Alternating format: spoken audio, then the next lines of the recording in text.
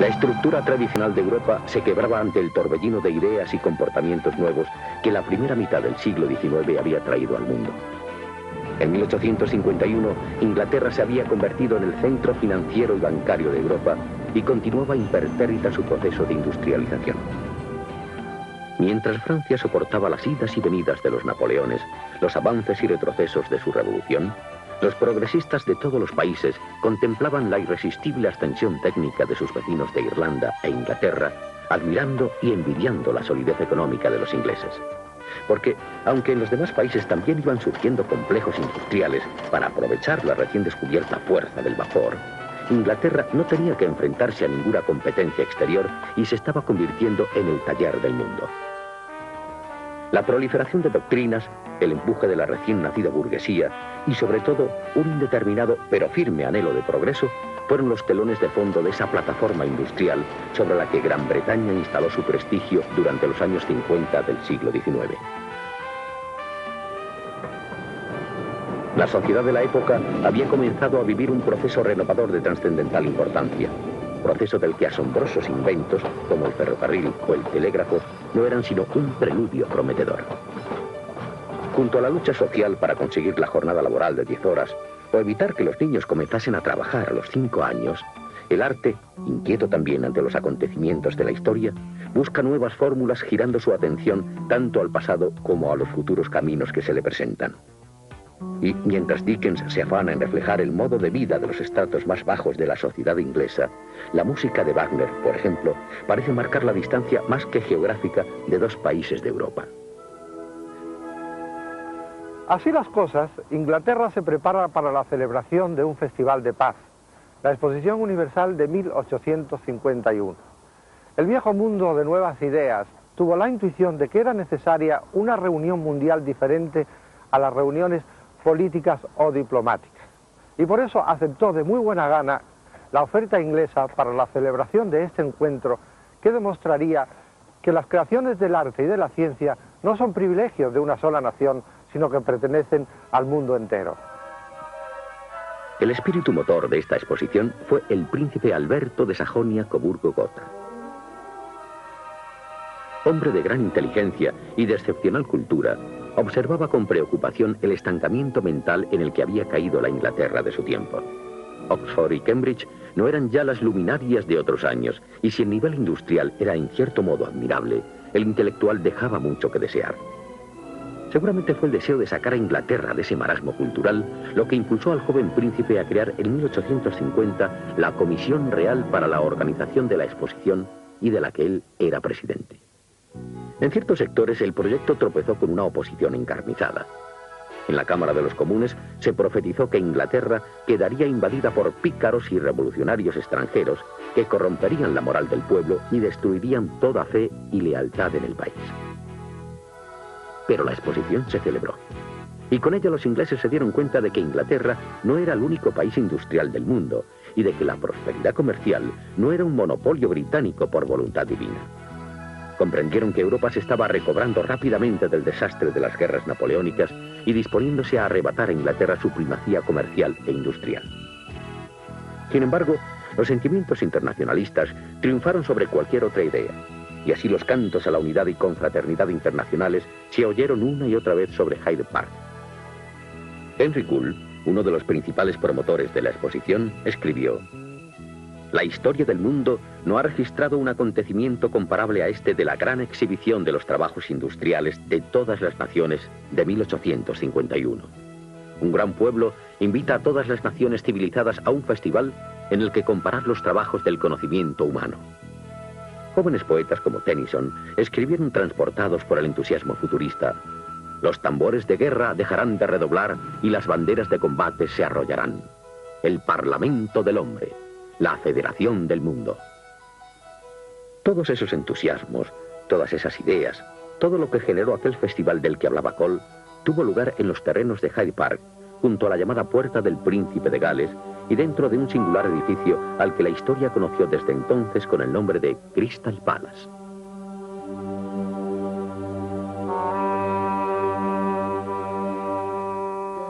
Este palacio de cristal y de hierro fue no solo el edificio que albergó la exposición de 1851, sino que se convirtió en modelo arquitectónico para muchas de las exposiciones siguientes.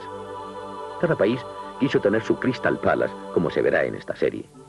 Pero el Crystal Palace de Londres fue único, y único es también su nacimiento y su vida.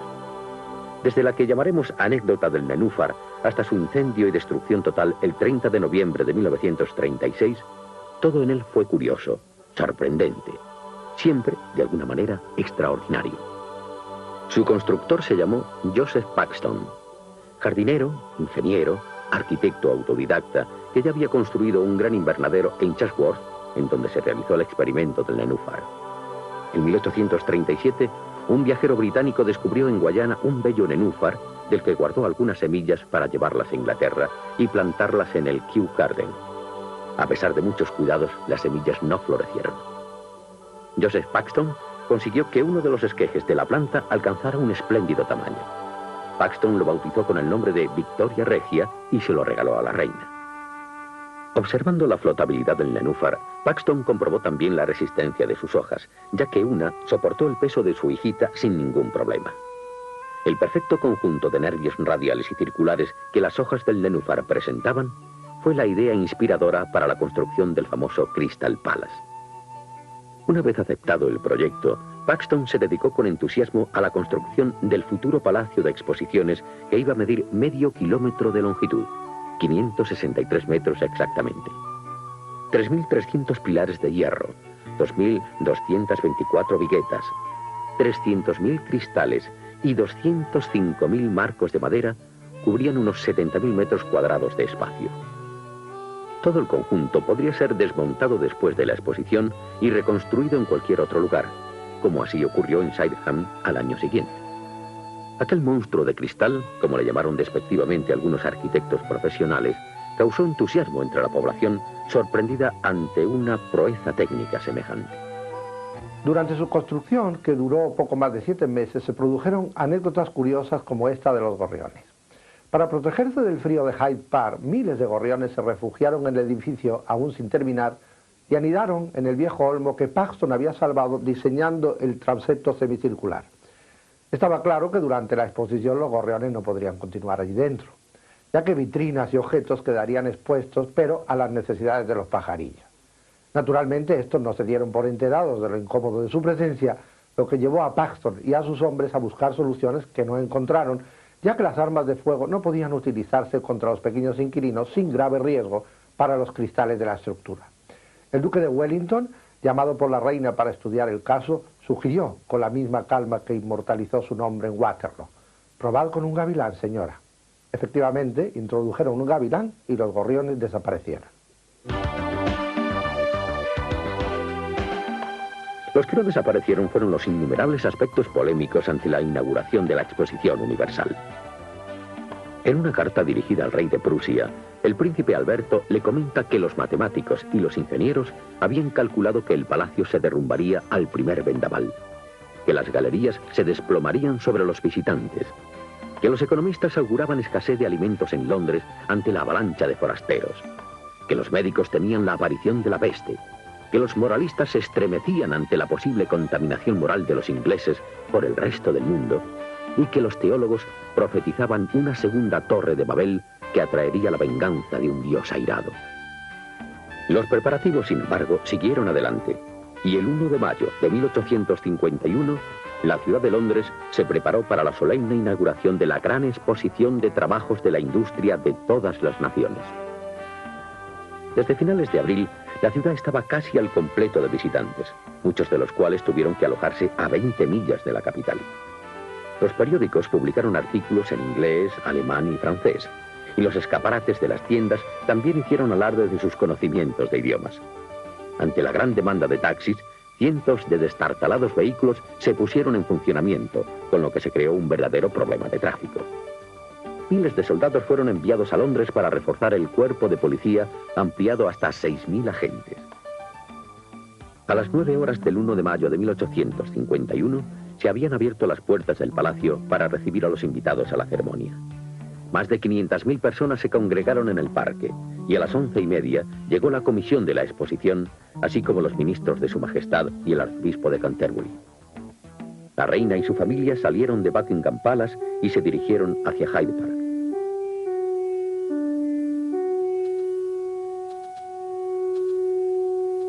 A las 12 en punto, la comitiva real entraba al Palacio de la Exposición.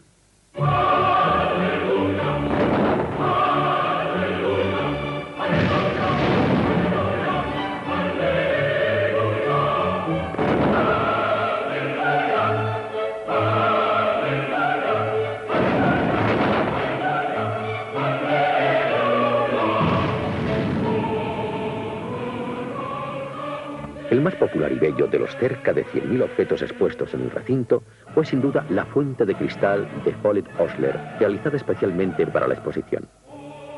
Sedas, plumas, joyas, armas, relojes, muebles, tronos de marfil, perfumes, tabacos, alimentos exóticos, bebidas, cerámica, porcelanas, mármoles y maderas formaban este variado y colorista mosaico de la actividad humana. La exposición estaba dividida en varias secciones tales como materias primas, maquinaria, manufacturas, bellas artes. A través de todas ellas, el visitante pudo admirar cosas tan diferentes como una prensa hidráulica, una tetera gigante de 76 centímetros de altura y una capacidad de 13 galones y medio de té, la maqueta de la locomotora bautizada con el nombre de El Señor de las Islas, la navaja de los 1851 usos, cifra igual al año de la exposición, los raros instrumentos quirúrgicos, más parecidos a aparatos de tortura que a utensilios de hospital, los objetos llamados filosóficos, como relojes, barómetros, globos aerostáticos, etc., o la maqueta de una iglesia flotante de Filadelfia que había sido presentada por los Estados Unidos. Como la Comisión Real había decidido excluir la pintura de la sección de Bellas Artes, en una astuta medida antifrancesa, ya que Francia ejercía un predominio abrumador en la creación pictórica, la escultura adquirió un protagonismo excepcional. Esta escultura de Hiram Power, el escultor americano más conocido del siglo XIX, fue la pieza central de la exhibición americana en Londres. Con el nombre de La esclava griega, la obra representa a una joven cautiva de los turcos. Algunos americanos interpretaron el tema como una protesta contra la esclavitud en América, considerándola como una imagen provocativa.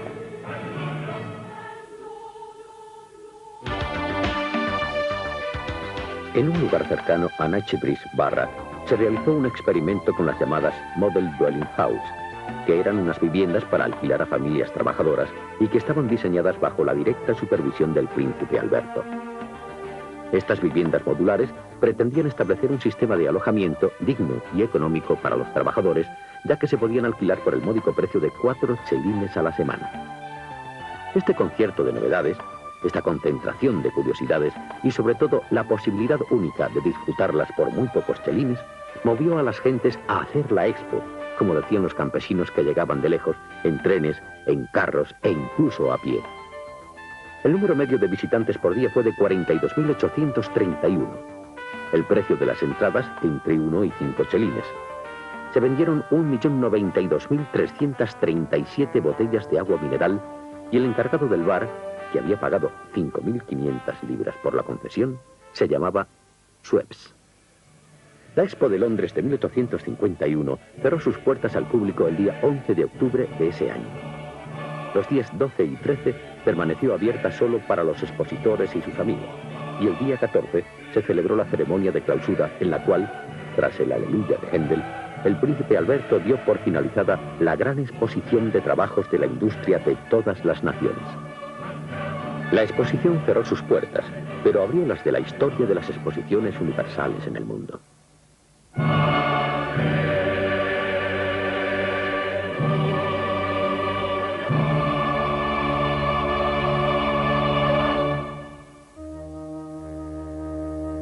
La Comisión de la Exposición de Londres no acabó sus trabajos cuando esta fue clausurada. Se constituyó en cuerpo permanente que dedicó sus esfuerzos a la promoción y difusión del conocimiento de las ciencias y las artes y de su aplicación a la industria. Gracias a su labor, hoy se pueden disfrutar en Londres instituciones de tanto prestigio como el Victoria and Albert Museum y los también museos de Historia Natural y de Geología, así como los Reales Colegios de Música y Arte y el Colegio Imperial de Ciencia y Tecnología. Sin embargo, el Crystal Palace, símbolo y protagonista de la exposición, ardió completamente en el año 1936 en su segundo emplazamiento de Chatham, cumpliendo con el fuego un rito que iba a repetirse con dramática frecuencia a través de un gran número de exposiciones universales. Los 28 países participantes en la Exposición Universal de Londres guardaron buena memoria de este excepcional acontecimiento y muchos de ellos comenzaron a acariciar la idea de imitar la experiencia. El primero de ellos fue Estados Unidos. Año 1853. Los Estados Unidos acababan de obligar a Japón a abrir sus mercados al comercio occidental. La búsqueda de nuevos horizontes en todos los órdenes impulsaba a la joven nación americana a llamar la atención sobre su naciente poderío. Una exposición universal era un magnífico vehículo para conseguirlo, como se había demostrado en Londres 2 años antes. Así pues, un grupo de prominentes americanos, entre los que se encontraba Horacio Greeley, se unieron en una asociación para la organización de otra exposición de industria de todas las naciones. No solo el nombre recordaría claramente a la de Londres, sino que los organizadores se obligaron a que el edificio que albergaría la exposición habría de ser construido en cristal y acero. O sea, que nacía el segundo Crystal Palace. Situado